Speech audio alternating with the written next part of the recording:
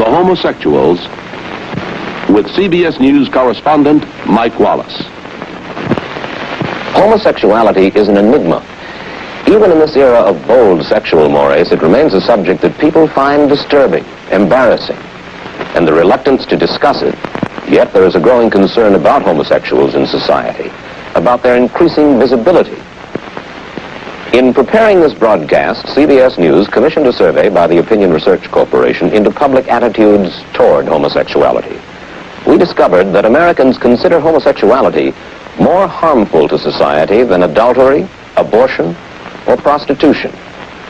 Most Americans are repelled by the mere notion of homosexuality. The CBS News survey shows that 2 out of 3 Americans look upon homosexuals with disgust, discomfort, or fear. 1 out of 10 says hatred. A vast majority believe that homosexuality is an illness. Only 10% say it is a crime. And yet, and here's the paradox, the majority of Americans favor legal punishment, even for homosexual acts performed in private between consenting adults.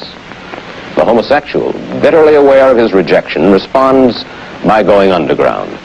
They frequent their own clubs and bars and coffee houses where they can act out in the fashion that they want to. Homosexuality is in fact a mental illness which has reached epidemiological proportions. In 1948, Kinsey said that approximately 28% of adult males have had, at one time or another, 1 or more homosexual contacts. Dr. Charles Socarides is a New York psychoanalyst, a clinical assistant professor of psychiatry at the Albert Einstein School of Medicine, here lecturing to a group of resident psychiatrists on homosexuality. They are taught that no man is born homosexual, that it is not genetic in origin, not the result of a hormone imbalance. Rather, they are told that sexual behavior is learned behavior. And many psychiatrists now believe that homosexuality begins to form in the first 3 years of life, the result of early childhood experience. For the police view of homosexuality, we talked to Inspector James Fisk of the Los Angeles Police Department. During the year of 1964, we arrested 3,000 homosexuals who committed their lewd acts in public places. I can state conclusively that the problem is growing. I'm concerned with the moral atmosphere in the community. And I am opposed, as a matter of principle, to making anything which is improper or immoral conspicuous. And by this conspicuousness, making it easy for persons to engage in this kind of activity. By and large, homosexuals themselves agree with that view. In our view, the enforcement of laws which forbid public sexual behavior or overt demonstrations of affection and so on that lead to a sexual stimulus in public view, laws against that are appropriate and should be maintained. Laws which protect the young from their elders so that the young can have the opportunity to develop sexually along their own lines and within their own framework rather than to have ideas induced upon them by others. These laws, we hold, are good. In the United States, Illinois is the only state where such acts are legal. But nationally, as we said earlier, the CBS News Public Opinion Survey indicates that sentiment is against permitting homosexual relationships between consenting adults without legal punishment. The severity of the punishment varies from state to state. Most people think that homosexuality is confined to major cities. It is not. In 1955, there were reports of a homosexual underworld in Boise, Idaho. Population at the time, 34,000. The people of Boise tried to stamp out homosexuality. They discovered it couldn't be done. In the learning process, everybody suffered.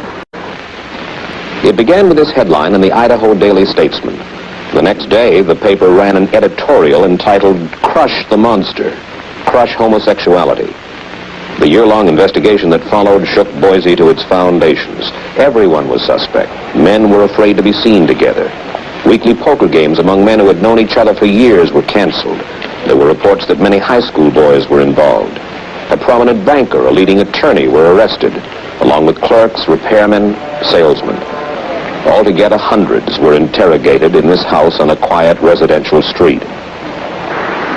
When it was over 15 months later, One homosexual was in a state penitentiary with a life sentence. 2 received 15-year terms, 1 10 years, 2 7 years, and scores of lives were ruined. Homosexual groups around the country feel the same way, and they're willing to stand up and be counted on the issue.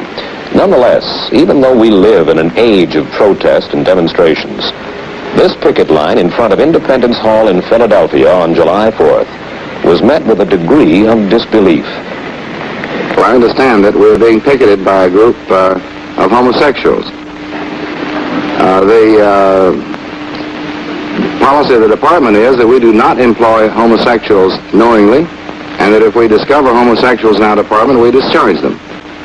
And that we have to exact standards of conduct which are far higher than the conduct of the general society in which we operate. This has to do with problems of blackmail and problems of personal instability and all sorts of things. Let's face it, homosexuality is a problem, and these people are really advocating that we don't solve the problem. They're advocating that we tolerate the problem. And I think these people are a fit subject for a mental health program. And homosexuality is just one of a number of such things, all tending towards the subversion, towards the final erosion of our traditional cultural values. We have a sexual ethic which is the joke of the world. We are laughed at in every country of the world for our attitudes towards sex. The United States is living out some mad Protestant 19th century dream of human behavior. Instead of saying, aren't we wicked because we have a high divorce rate, or aren't we wicked because men like to go to bed with men and women like to go to bed with women, why not begin by saying that our basic values are all wrong? The idea of marriage is obsolete in our society. Everybody knows it. There are natural monogamists. There are people who indeed enjoy one another's company. But can you imagine a man and a woman who are told that for 60 years they're going to have to live together and have sex only with one another? This is nonsense. Why not begin by accepting the fact what human beings really are, men and women, which is we are open. We have something that Andre Gide referred to as floating sensuality. We can be aroused by this, by that, not necessarily by men, not necessarily by women. So let us begin with the reality of human relations and not start talking about moral fiber, because we're not living out this mad 19th century dream of that everybody, we must go in Noah's Ark in twos, one male, one female, and for 60 years in one another's company. This is what's at fault. This is breaking down, and I think that the so-called the breaking of the moral fiber of the country these commentators speak of is one of the healthiest things that's begun to happen. The dilemma of the homosexual. By the law, that is a criminal, shunned by employers, rejected by heterosexual society, a displaced person, an outsider.